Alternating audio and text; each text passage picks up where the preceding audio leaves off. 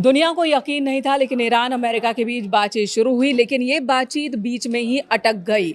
उधर कतर में फिर धमाका हो गया। मयंक हमारे सहयोगी इस वक्त हमारे साथ मौजूद हैं। क्या हो रहा है इस पूरे मसले पर, उनसे ही जानते हैं। मयंक, पहला सवाल तो यही है कि स्विट्जरलैंड में जो बातचीत हो रही थी, इससे पहले कतर में धमाका क्यों हो गया? देखिए, कतर में जो धमाका हुआ है, हम सीधा पॉइंट पे आना चाहेंगे। कतर में जो धमाका हुआ, ब्लास्ट हुआ है, ये पहली बात तो ये है कि इसको लेकर दो बातें बताई जा रही हैं। ऐसी आशंका जताई जा रही है कि एक तो ये हादसा है, जैसा कि बताया जा रहा है। कतर के कुछ अधिकारियों ने भी ये बयान दिया है कि ये हादसा है, लेकिन एक बड़ी आशंका ये जताई जा रही है कि क्या ये किसी तरह का हमला था या किसी तरह का कोई सैबोटाज था या यहाँ पर धमाका करवाया गया। देखिए, ये सब कुछ ऐसे हालात में हो रहा है, आपको दो बातें समझनी पड़ेगी। देखिए, कतर में जो धमाका हुआ, ये कहाँ पर होता है? दूसरा, स्विट्जरलैंड में बातचीत हो रही है, उसके बीच में होता है, और खास तौर पर रूस की ऑयल रिफाइनरीज जल रही हैं, उसके बीच में कतर में धमाका होता है। देखिए, कतर में जो ब्लास्ट हुआ, ये यहाँ की जो रास लफान इंडस्ट्रियल एरिया है, इसकी बरजान गैस सप्लाई प्लांट जो है, इसमें ये धमाका हुआ। ये कतर का सबसे बड़ा गैस सप्लाई प्लांट है, जिसमें धमाका होता है। बरजान, पानी की सप्लाई भी, रास लफान, देखिए यहाँ से वाटर सप्लाई भी होती है, जो आप कह रही हैं, यहाँ से वाटर सप्लाई भी होती है कई इलाके में, उसको प्यूरिफाई किया जाता है। गैस सप्लाई होती है, ऑयल सप्लाई भी इसके आसपास से होती है। नुकसान कितना हुआ? ये वही जगह है जहां पर ईरान ने स्ट्राइक्स की थी।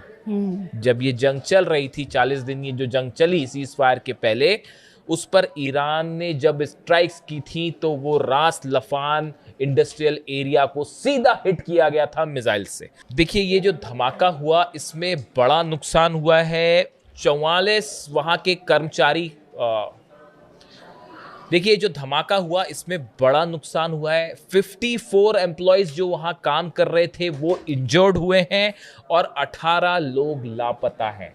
आप समझ रहे हैं, ये इतना बड़ा लार्ज स्केल पर ये ब्लास्ट था और अचानक से ही हुआ। देखिए, वहाँ जो कतर की तरफ से जो बयान सामने आए हैं, उसमें कहा जा रहा है कि इस पूरे प्लांट को रीस्टार्ट करने की कोशिश हो रही थी, जो कि ईरान के हमलों के बाद बंद कर दिया गया था। उसको रिस्टार्ट करने की कोशिश हो रही थी। इस दौरान जो है वो इसमें धमाका होता है। इस गैस जो प्लांट है, इसका इस्तेमाल देश को सप्लाई करने वाली बिजली में होता है। रेगिस्तान में पानी जो है उसको प्यूरिफिकेशन और उसकी सप्लाई में होता है। इसके अलावा जो ऑयल और गैस फैसिलिटी तो वो है ही। तो अब ये कहा जा रहा है कि इसको रिस्टार्ट करने के दौरान ये धमाका हुआ, लेकिन बड़े सारे एक्सपर्ट इसको लेकर सवाल भी खड़े कर रहे हैं। तो क्या मुमकिन है कि ईरान की ओर से अटैक किया गया हो? देखिए, ये बात, इस बारे में तो अभी कुछ नहीं कहा जा सकता। ईरान ने ऐसा कुछ नहीं कहा है कि हमने ये हमला किया है या नहीं किया है, लेकिन देखिए, अभी मिडिल ईस्ट में बड़ी सारी चीजें ऐसी हो रही हैं जिसमें कौन क्या कर रहा है आप कुछ अंदाजा नहीं लगा सकते। तो एक बड़ी गौर करने वाली बात यह है कि ये ब्लास्ट ऐसे समय पे होता है जब रूस की, रशिया की, पिछले आप अगर बात करें 4 से 5 दिन की 80 ऑयल रिफाइनरीज पर टारगेट किया है यूक्रेन ने। या तो ड्रोन अटैक्स हुए हैं या मिसाइल अटैक्स हुए हैं। रूस की क्रीमिया से लेकर मॉस्को के आसपास भी जितनी ऑयल रिफाइनरीज हैं, उनको सीधा टारगेट किया जा रहा है। क्रीमिया में तो ये हाल है कि 4 लोगों की मौत हो गई है, और जो सबसे बड़ी क्रीमिया की ऑयल रिफाइनरी है, उसको सीधा हिट कर दिया गया है, और ऑयल सप्लाई बुरी तरह से बाधित हुआ है रूस में। और ये सब कुछ कब हो रहा है? जब ईरान के साथ बातचीत आगे बढ़ती जा रही है। यानी एक तरफ हॉर्मुज खुलने की चर्चाएं हैं कि हॉर्मुज धीरे से खुले, और दूसरी तरफ रूस में जंग तेज हो जाती है और रूस की ऑयल रिफाइनरीज को निशाना बनाया जाता है। देखिए, हम इसमें कुछ कहना नहीं चाह रहे, इसको बस आप हर चीजें कोरिलेट करके देखनी पड़ती हैं। एक बड़ा फोकस शिफ्ट है जो दिखाई दे रहा है कि रूस की ऑयल रिफाइनरीज पे जो हमले हो रहे हैं, ये कोई कोइंसिडेंस नहीं है। ये यूक्रेन को बोला गया है हिट करिए। G7 समिट होती है, अगले दिन से रूस की ऑयल रिफाइनरीज पर हमले शुरू हो जाते हैं। और देखिए, आप दोनों चीजें एक साथ नहीं हो सकती कि रूस की जो ऑयल रिफाइनरी वो भी जलने लगे और ईरान का सप्लाई तेल जो है वो भी रुक जाए। मुश्किल खड़ी हो जाएगी पूरी दुनिया में। तो कोशिश ये हो रही है कि ईरान के ऑयल को सप्लाई किया जाए धीरे से, हॉर्मुज खोला जाए और रूस को दबाया जाए। क्या इसका कोई कनेक्शन था कतर में जो धमाका हुआ उससे? अभी कुछ दावे नहीं है, किसी ने कुछ नहीं कहा है। तो आपका जो सवाल था कि ईरान ने ऐसा कुछ नहीं कहा कि हमने कोई धमाका किया या नहीं किया, ईरान का इससे कोई लेना देना नहीं। मयंक, उधर जो बातचीत स्विट्जरलैंड में हो रही थी उससे लेकर भी कई सारी चीजें आ गई कि ट्रंप ने धमका दिया, धमकी की वजह से जो ईरान के प्रतिनिधिमंडल थे उन्होंने बीच में ही छोड़ दी बातचीत। विस्तार से बताएं वहां क्या हुआ। उम्मीदें बहुत ज्यादा थी नहीं, लेकिन और भी ज्यादा बिगड़ गई। अब देखिए कल जो तस्वीरें आई वो बड़ी मैंने गौर से देखी, कल रात भर मैंने इसको फॉलो किया। स्विट्जरलैंड में देखिए जहां मुलाकात हो रही थी, जिस जगह पर पहली तस्वीर सामने आई कि वहां के एक हॉल में अब्बास अराक्ची विदेश मंत्री ईरान के एंटर करते हैं। सामने शहबाज शरीफ पाकिस्तान के प्रधानमंत्री खड़े हुए थे, क्योंकि वो भी उस डेलीगेशन का जो दो कंट्रीज कतर के साथ वो भी मौजूद थे वहां पर। शहबाज शरीफ ने अब्बास अराक्ची को वेलकम किया।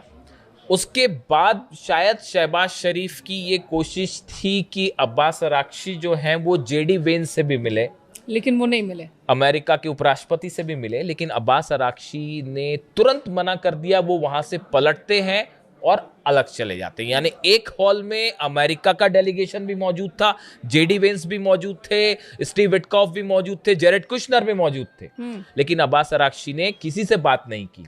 हालांकि ऐसी कोशिश थी शहबाज शरीफ की, ऐसा लगा बॉडी जेस्चर से कि वो चाह रहे हैं कि वो उनसे भी मिले, लेकिन अब्बास अराक्ची ने मिलने से मना कर दिया। उसके बाद देखिए बात शुरू होती है। बात शुरू हुई, करीब 80 मिनट की बात हुई। इस 80 मिनट में क्या हुआ और 80 मिनट के बाद क्या हुआ, ये दोनों बेहद ही इंटरेस्टिंग बातें हैं। देखिए एक तो बातचीत जब शुरू हुई उसमें जो पहली बात ये हुई कि हम आने वाली बातचीत जो होगी 60 दिन की, इसके लिए हम एक रोड मैप तैयार करेंगे। रोड मैप तैयार नहीं है, रोड मैप तैयार करेंगे। आप समझिए इस बात को। दूसरी बात कि एक मैकेनिज्म तैयार किया जाएगा कि कैसे कैसे मुद्दों पर बात हो। मैकेनिज्म तैयार नहीं है, मैकेनिज्म तैयार किया जाएगा। ठीक है, आप समझिए इस बात को। फिर तीसरी बात ये कही गई कि जो टेक्निकल मुद्दे हैं कि न्यूक्लियर मुद्दे का क्या होगा, यूरेनियम एनरिचमेंट लेवल का क्या होगा, इसके लिए एक हाई लेवल कमेटी बनाई जाएगी जो चर्चा करेगी कि क्या करना है। ये भी फ्यूचर टेंस में चल रहा है मामला।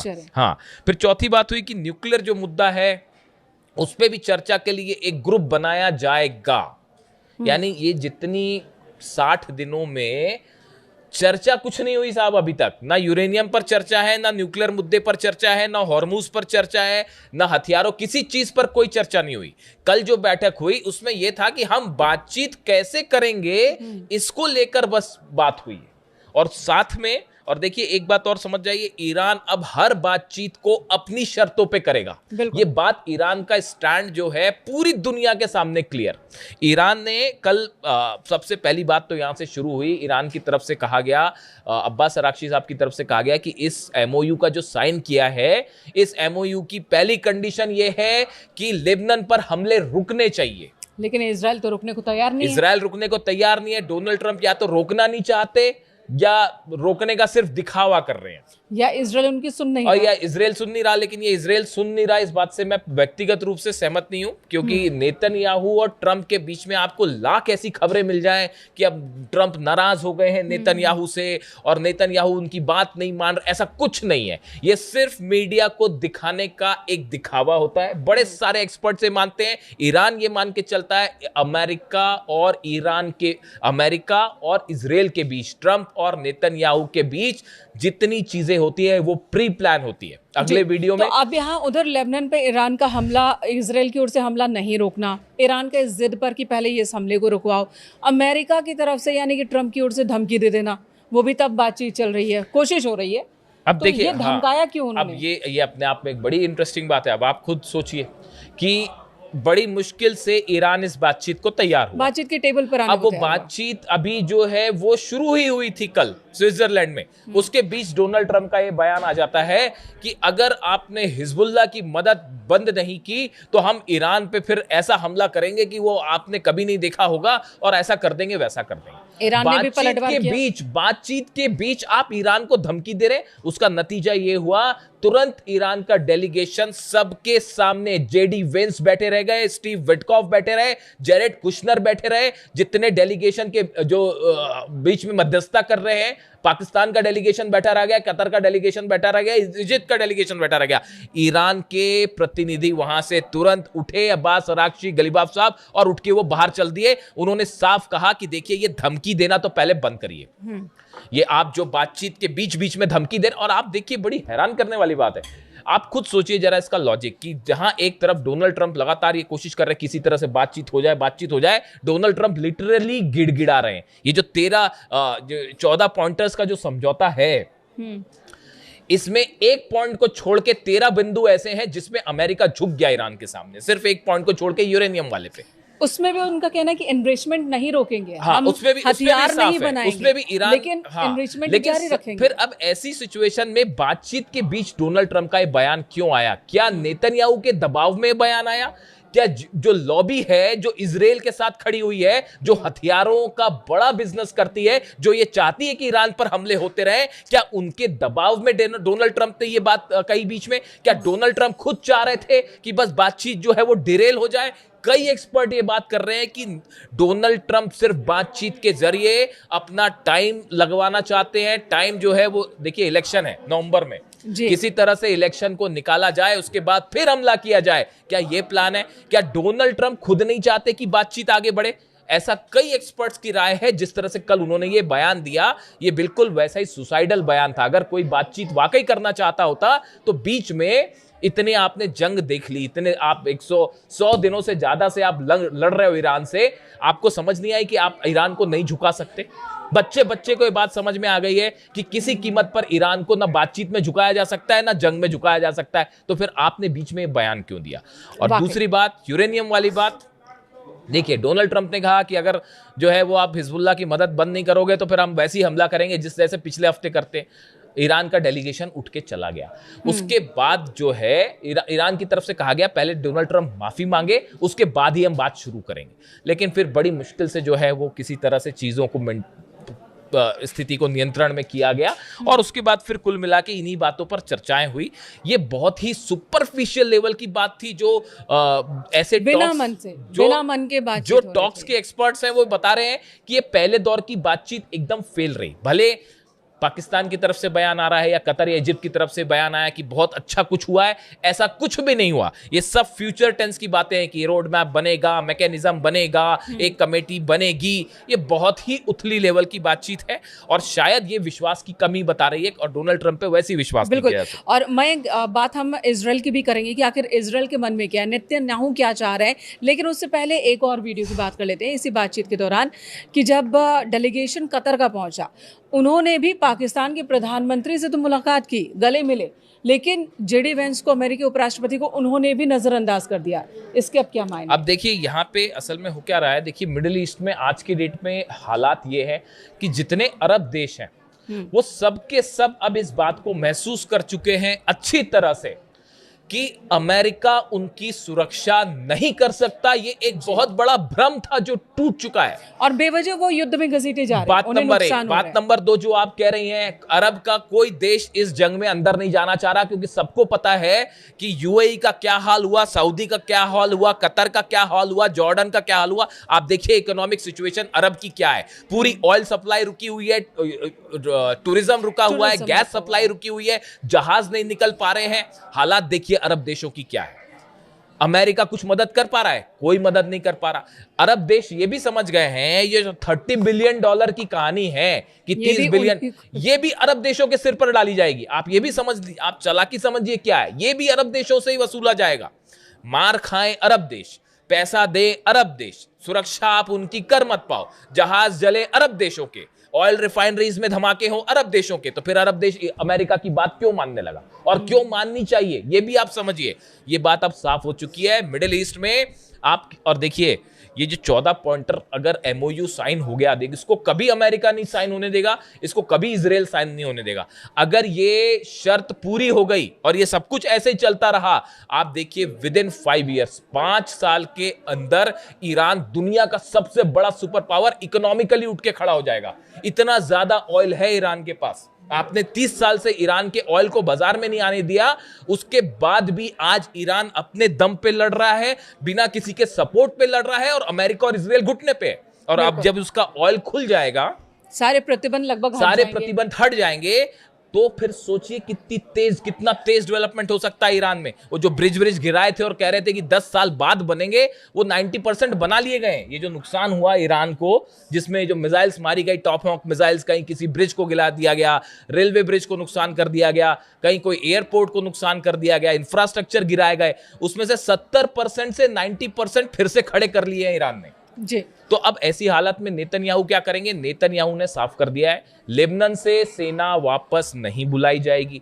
ईरान का स्टेटमेंट साफ है कि अगर सेना आप वापस नहीं बुलाएंगे तो इजराइल के साथ जंग तय है। पूरे इजराइल को खत्म करने की वो धमकी दे रहे हैं। ईरान की तरफ ईरान से का मनोबल बढ़ा हुआ है, क्योंकि हर जगह विन विन कंडीशन में इस वक्त ईरान दिख रहा है। बिना किसी सपोर्ट के ईरान ने अमेरिका, इजराइल, सऊदी, कतर सबको नाको चने चबवा दिए।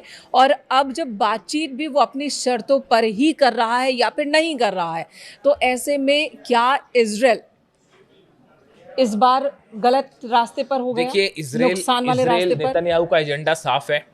लेबनान का जो बफर जोन है वो जमीन पे कब्जा कर लो, सीरिया में जो जमीन कंट्रोल पे है उसमें कब्जा कर लो, गजा में जो जमीन पे कब्जा कर रखा है उसको कब्जा कर लो। ये बफर जोन किसी सूरत में नेतन्याहू वापस नहीं लेंगे, हटेंगे नहीं वहां से। और ईरान इस बात के लिए अड़ा हुआ है कि पीछे हम हटा के। इस समय हालात ये हैं कि भले बातचीत चल रही हो, लेकिन ईरान की सेना और इजराइल दोनों की सेनाएं एकदम फ्लैश पॉइंट पर तैयार बैठी है।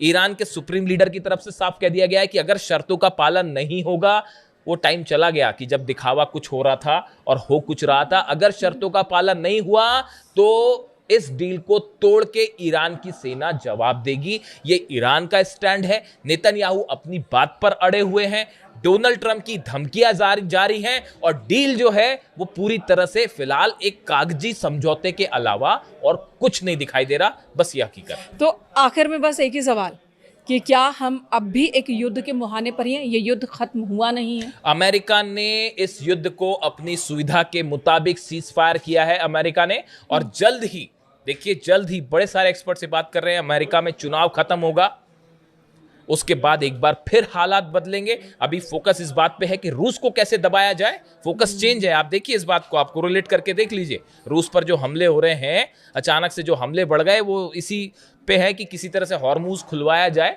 और उधर हमले बढ़ाए जाएं। यानी जंग होनी तय है। बड़े एक्सपर्ट सारे यही मान के चल रहे हैं कि ये जंग को टाला नहीं जा सकता, बस कुछ ही वक्त की बात है। धन्यवाद आपका। मैं इस वक्त जो अपडेट होगा आप तक पहुंचाएंगे। Thank you so much.